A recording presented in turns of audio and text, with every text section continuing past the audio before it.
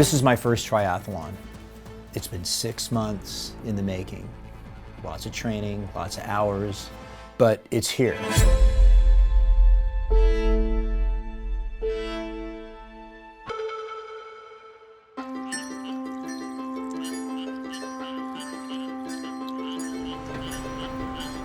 When Conway first told me that he was going to do an Ironman 70.3, I was kind of like, yeah, okay, sure. That sounds great because you have so much time to give and you've been exercising and you're a triathlete guy. I was like, sure, whatever you want to do, honey, that's just fine. But yeah, I mean, he's proven me wrong for sure because he has done an amazing job. All right, see you tomorrow. Have a good race. Okay. This is what you're wearing in the morning. What else you wearing in the morning? This. Okay, this piece. All right. I haven't seen him in months. He had the dad bod when I left, literally. Now he's like being mistaken for an MMA fighter. Like he's so fit. I hugged him, I was like, he was solid. It was a different person. When you make the changes in people's lives, it transcends the sport. We think about the finish line, the start line, and the training, but that confidence, it goes everywhere else. Thanks, Coach. Man, I don't know what I would do without you. Not much. Yeah, pretty much. I wouldn't be here, I guarantee you that. Day one was July 1st, and here I am. It is April 1st. Tomorrow is April 2nd, my first 70.3 Ironman, Oceanside. I am ready for this. I've put in the hard work with the help of Morgan and everybody at HOKA and Ironman, and let's just go.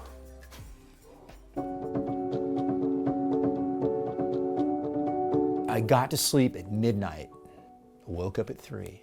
I was ready to go. I mean, I got up and I had so much energy, and I was pacing around the room. I was making my oatmeal, I was doing my almond butter on my bread, and I made a cup of coffee. I was stretching. I was doing, it was crazy. If somebody videotaped that, they'd think I was nuts.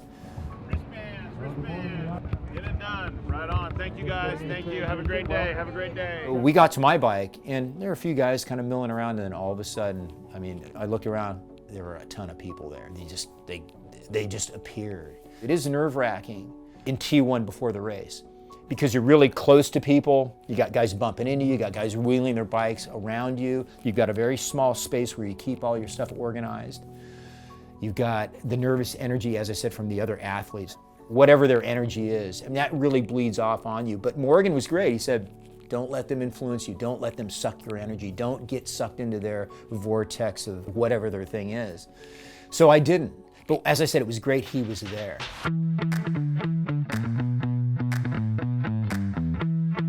It was corral time where I was going to be slotted for the swim. And so now it's getting chaotic. And as we kind of worked our way through the corral, I look out and the surf is bombing. Then I looked back at the people in the corral, and some people were like, oh my God, this is a real open water, open ocean swim. You're not swimming in the bay, you're not swimming in a lake.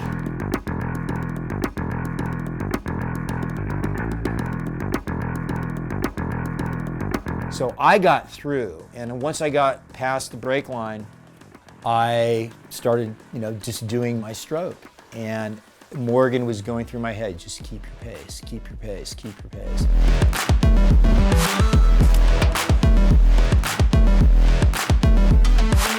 I got out. I can't even recall if I ran down the carpet or not, but at that point, everything's kind of just, it's sort of stream of consciousness. You're kind of going, because you're getting out of cold water, you've got this wetsuit on, and now I'm thinking about the next thing. I've got to get to my bike and get my shoes on and get ready for that.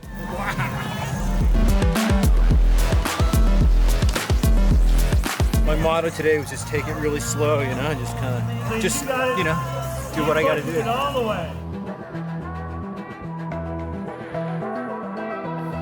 People are flying by me. I'm like, wow. And I didn't get sucked into their energy at all. And that's something that was going through my mind the whole time. Just race your race. And that's a mantra that I've been keeping for many months now.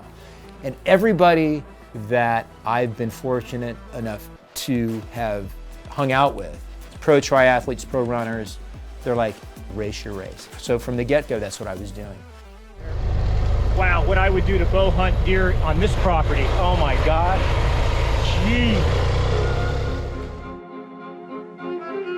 Probably 28 miles into it, and all of a sudden, there it is. There's the hill. That's the hill that Morgan's been talking about. That's the hill that Morgan has been so adamant that I need to train for that hill.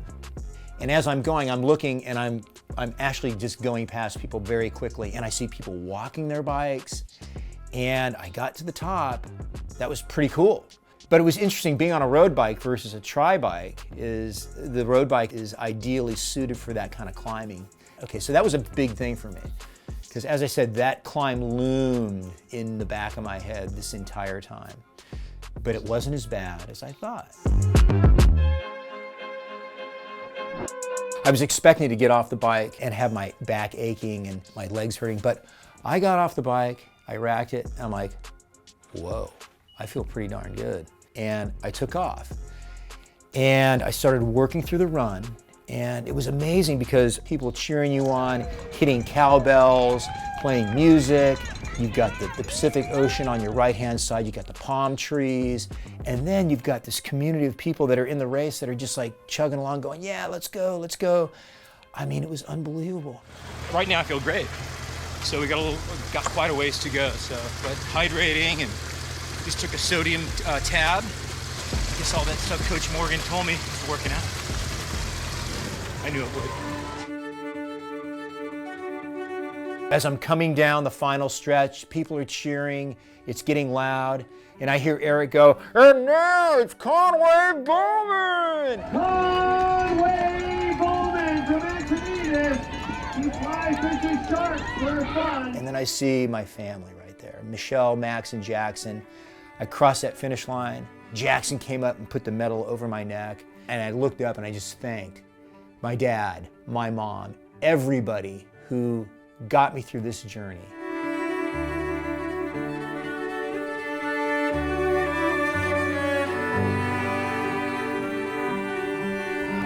Man, it felt awesome. That last, I just pretty much Let it go. let it go, yeah. Thanks, Dad. I love you. The day after most Ironmans, they're still euphoric. Like, this just happened, did I do that? I remember times where I would look at the medal, or you got some people that actually wear their medal for a couple of days, wear it to work. When you feel that energy and that passion at that finish line, you want to feel it again. And you find a way by moving forward, by doing something else bigger and better. I think the whole process, besides getting fit and feeling good, that he's exercising all the time, somehow the connection of him doing it for his dad has been a really cathartic process for him. And I think that's, in the long run, going to be really good and healthy for him, for sure. I got up this morning early. I was up at 5:30, made my coffee, and it was an interesting morning in that I could hear every bird. I could hear the wind go through the trees. It was a new day for me because everything has been very intense for 6 months. And I could hear my dad, my mom, Morgan, Heather and Waddy, Ben. I could hear them all talking to me. It was unreal. This journey has taught me to let go and let somebody else or a community kind of help me out to get to the end goal, which is crossing that finish line.